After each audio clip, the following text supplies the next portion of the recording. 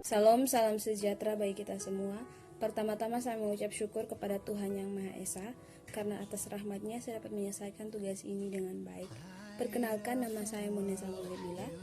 Di sini saya akan menyampaikan ringkasan materi tentang hukum yang merupakan tugas dari dosen agama Kristen Protestan. Yang pertama adalah pengertian dan makna hukum secara umum.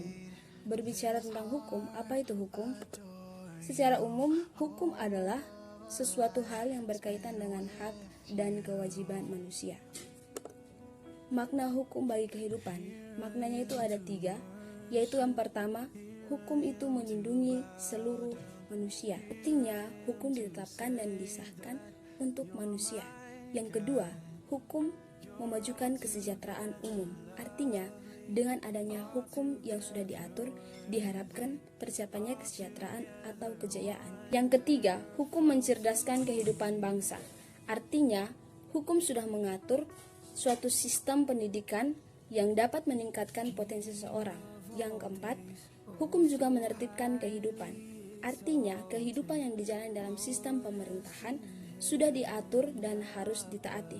Yang berikut adalah fungsi hukum dalam kehidupan. Fungsinya itu ada 3, yaitu yang pertama, fungsi integrasi, yaitu untuk menciptakan harmonisasi kepentingan masyarakat sehingga pergaulan hidup berlangsung tertib berdasarkan pada tata aturan yang ada. Yang kedua yaitu fungsi kontrol, yaitu sesuatu yang dapat menetapkan tingkah laku manusia.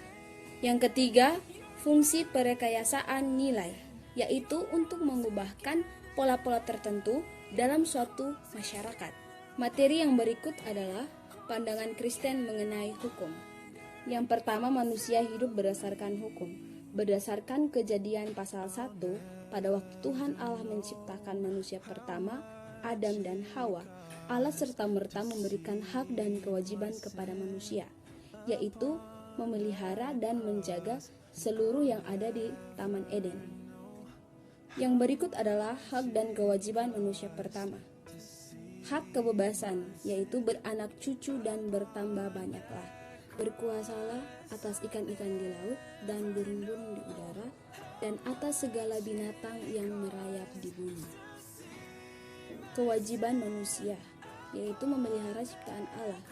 Artinya, apa yang sudah Tuhan berikan yang ada di muka bumi ini, manusia diberi tugas untuk memelihara dan menjaga segala sesuatu yang sudah diciptakannya. Berikut adalah sumber hukum, yaitu hukum yang bersumber dari pencipta. Hukum kasih. Hukum yang terutama dan utama, yaitu kasihilah Tuhan Allahmu dengan segenap hatimu dan dengan segenap jiwamu dan dengan segenap akal budimu, dan kasihilah sesamamu manusia seperti dirimu sendiri. Materi yang berikut adalah partisipasi orang Kristen dalam penegak hukum. Yang pertama, keteladanan orang Kristen dalam mematuhi hukum sudah tercantum dalam kitab Lukas 20 ayat 20-26. Singkatnya, pada ayat yang ke-23 hingga ayatnya yang ke-25, di situ dikatakan bahwa Yesus mengetahui maksud licik mereka. Lalu kata Yesus kepada mereka, "Tunjukkanlah kepadaku suatu dinar, gambar dan tulisan siapakah ada padanya?" Jawab mereka, "Gambar dan tulisan Kaisar." Lalu kata Yesus kepada mereka, "Kalau begitu berikanlah kepada Kaisar apa yang wajib kamu berikan kepada Kaisar, dan kepada Allah apa yang wajib kamu berikan kepada Allah."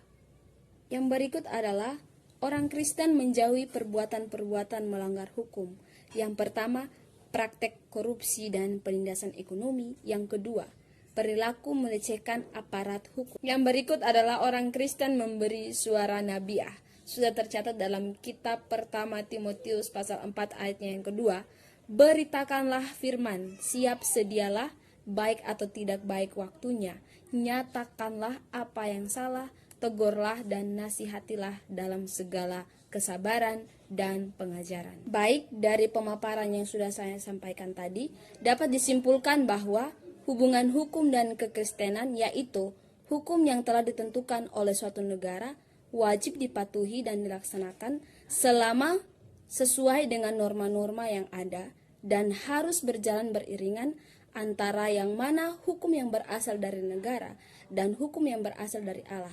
Sebagai orang Kristen yang berperan di masyarakat, kita harus dapat menanggapi kebijakan hukum yang ada secara kritis, menjauhi perbuatan yang melanggar hukum, dan menjadi teladan bagi orang lain di sekitarnya. Sekian ringkasan materi dari saya. Atas perhatiannya saya mengucapkan terima kasih. Salam, God bless you.